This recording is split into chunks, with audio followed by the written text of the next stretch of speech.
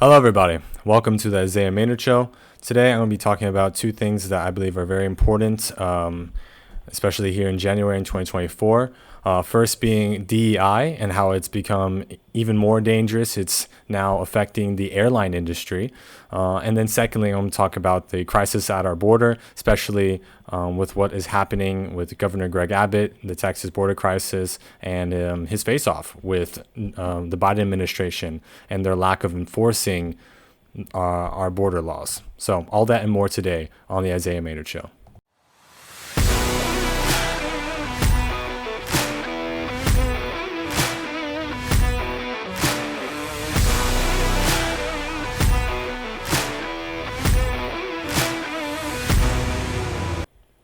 All right, y'all. Let's get into it. First, we have DEI entering into the airline industry. So if you're unaware of what this is, DEI stands for diversity, equity, and inclusion. And the reason why terms like that sound very nice on the surface, diversity, equity, inclusion, and now belonging in a lot of circumstances, they sound very nice, very sparkly, it has a beautiful packaging. But when you unwrap that gift, when you look at what's inside, you'll discover that it's actually just crap. It's utter crap. I mean, DEI may say that they stand for diversity, they stand for equity, they stand for including all people, all beliefs, all opinions, all types of people.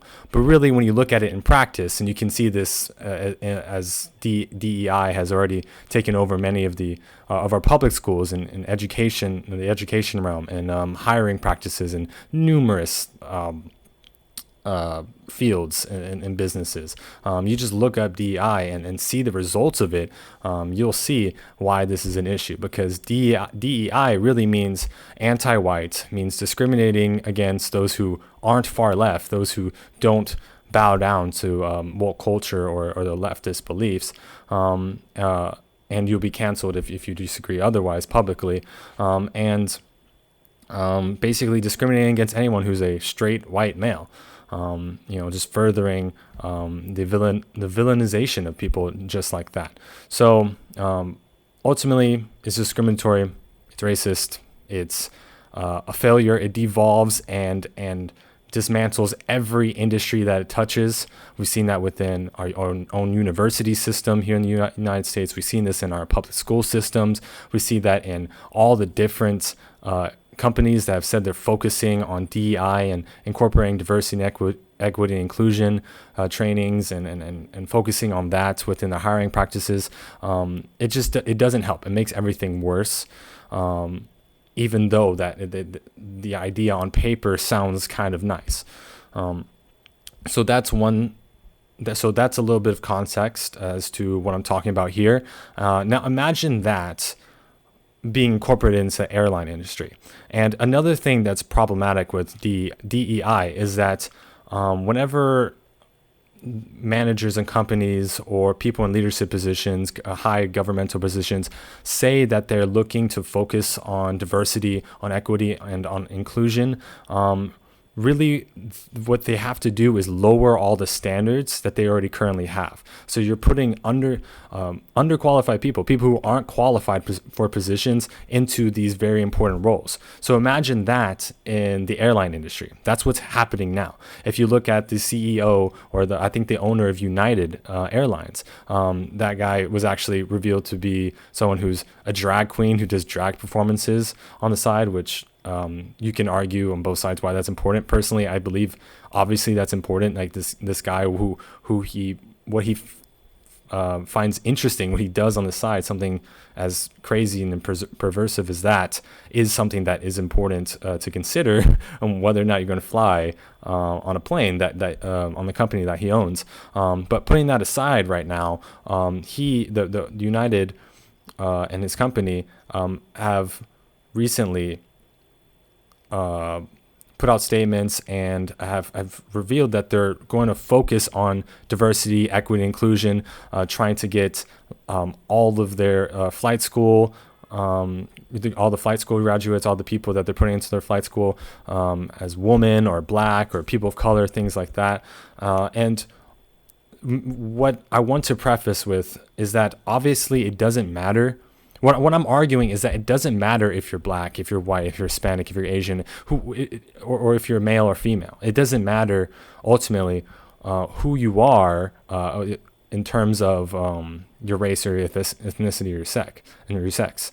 It doesn't matter who's flying that plane as long as they're qualified. And the problem with DEI being put in the airline industry is that it's going to be putting underqualified people into these very crucial positions. I mean, not just like positions of management in companies where that's already bad enough. This is where these are going to be pilots. These are going to be people who are literally controlling the lives of hundreds of people. And if United puts underqualified people into enough positions, that's going to be hundreds and hundreds of people, numbering to the thousands. I mean, I don't know how many flights they have. I don't know how many planes they own, but I'm assuming they're going to have thousands and thousands of people flying every day on their planes. And if you're putting pilots, if you're hiring pilots that are underqualified, but are there because they're black or because they're a woman or because they check a certain amount of diversity boxes, rather than the fact that they were the best people in flight school. They were the best people, and when they were doing the flight simulations, they were the best people when they were being trained. If you focus on their race or their sex rather than that, then that's going to be an issue. You're lowering your standards. You're focusing on the wrong things. The only thing that matters when it comes to hiring practices, especially in the airline industry, people who are flying hundreds of people, or even air traffic control, people who are directing hundreds of thousands of people in the air, flying at planes to make sure planes don't crash into each other. The only thing that matters with those people, the only thing I care about is their merit, is their skill, and their competency. That's all I care about. I don't care their background. I don't care what their hobbies are. I don't care what they look like, what they do. Personally, I mean, what my ultimate priority, the number one thing I care about is their merit, their skill, and their competency. And when you take that away as the first priority, and when you take those three things away as the first priority in hiring practices, that's an issue and that's a problem. That's why this is something we need to talk about. This is something that I'm worried about, because if I'm going to be flying to different places here in the U.S. or even internationally, I have to now worry about, well, okay, was this plane? Who's flying this plane? How did they get hired here? What company am I flying with? What are their stances on this whole DEI absurdity? And then now we have to worry about the structural integrity of the plane. I mean, recently there were events where a door flew off of a plane mid-flight. Another one where a plane had to do an emergency landing because there was a problem with the pressurization of the plane.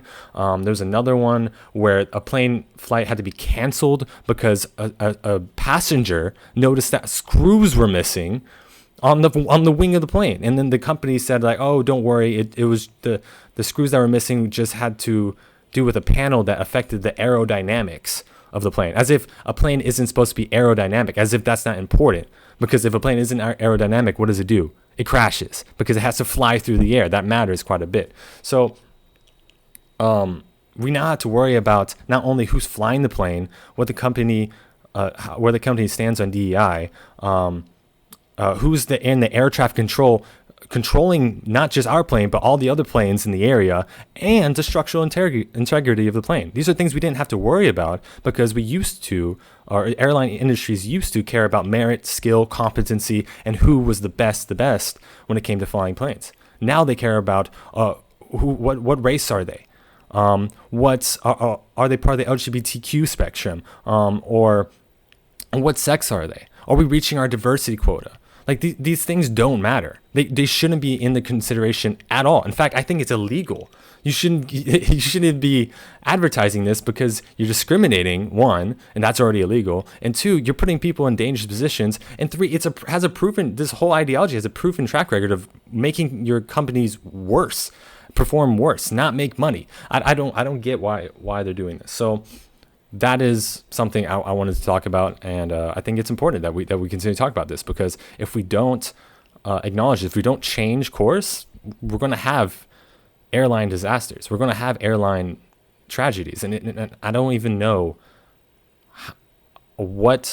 I'm afraid what level of an event it would take for something to be done about this. I'm afraid how many lives we would have to lose in order for this to be changed. So that's what I have to say about this issue. Okay, moving on from that, we have something that's happened recently. We have Texas Governor Greg Abbott recently put out a statement, and it's a really great statement. I recommend looking it up. He put it out January 24th, which was 6 days ago as of recording this, and it's a really great statement. One page. I highly recommend you read the whole thing. I'm just going to read the last two paragraphs here. So he says, this is reading from Greg Abbott's statement, James Madison, Alexander Hamilton, and the other visionaries who wrote the U.S. Constitution foresaw that the United States, that states should not be left to the mercy of a lawless president who does nothing to stop external threats like cartels smuggling millions of illegal immigrants across the border, which, if you didn't know, that's happening. Continuing on, reading from the statement, that is why the framers included both Article 4, Section 4, which promises that the federal government, quote, shall protect each state against invasion, end quote, and Article 1, Section 10, Clause 3, which acknowledges the state's sovereign interest to protect their borders, end quote. Arizona versus the United States, 567 U.S., 387, 419, 2012, Scalia, J. dissenting. So that's just for those who are interested in knowing where that came from.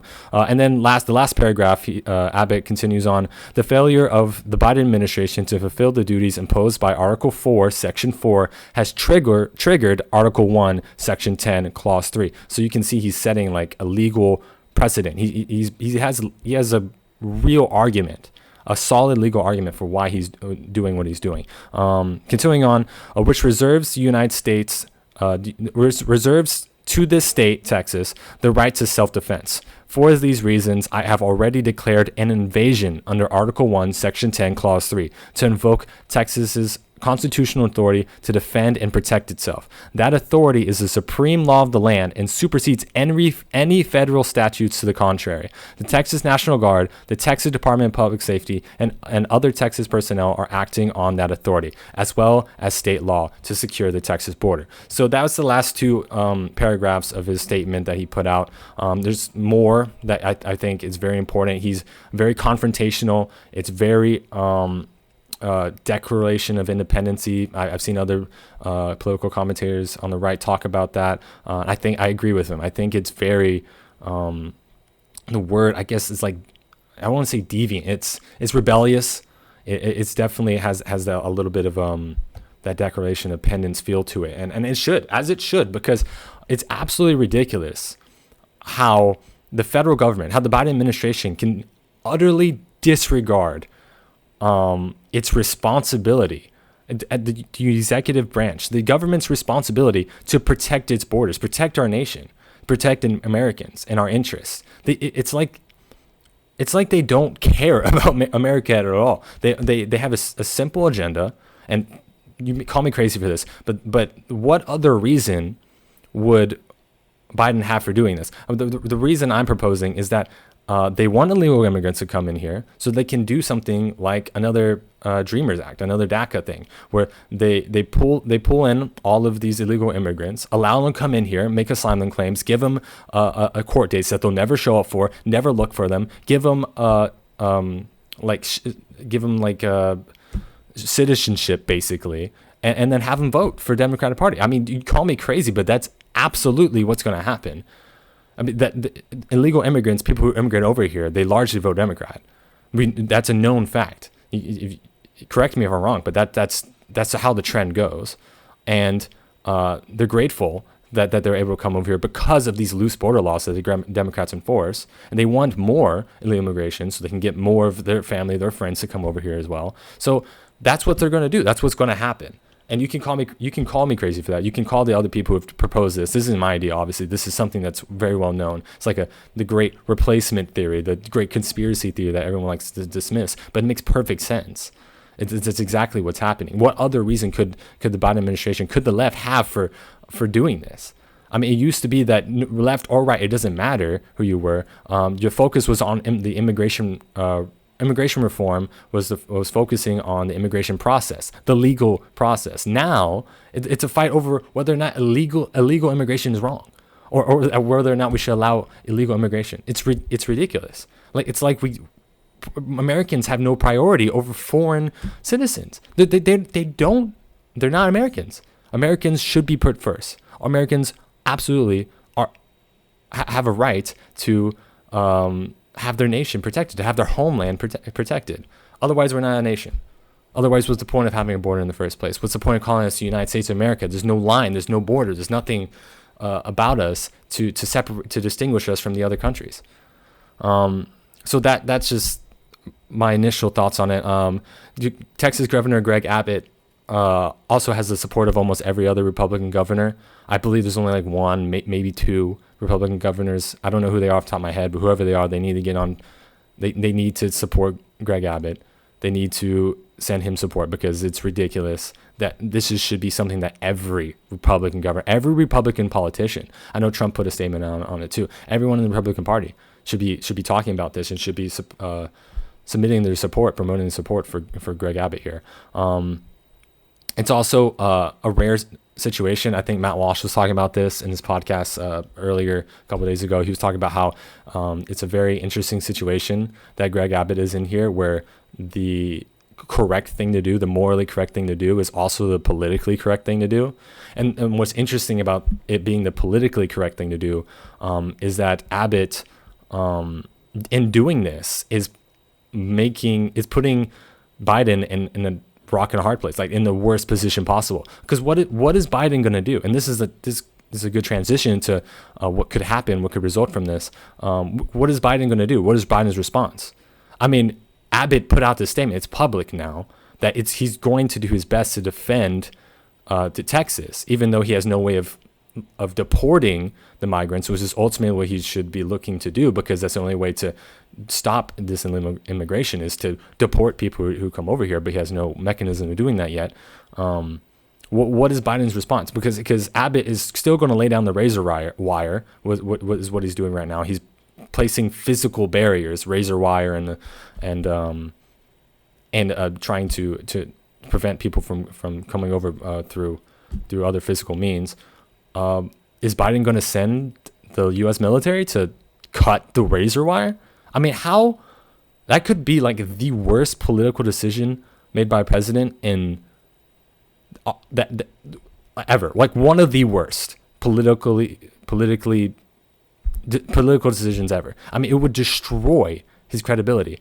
It'd be everywhere, right? Everyone on the right would be talking about it for freaking weeks, just like showing the pictures. People would be down there at the border taking pictures of the U.S. military or of federal forces going down there and cutting razor wire while immigrants are just invading our nation.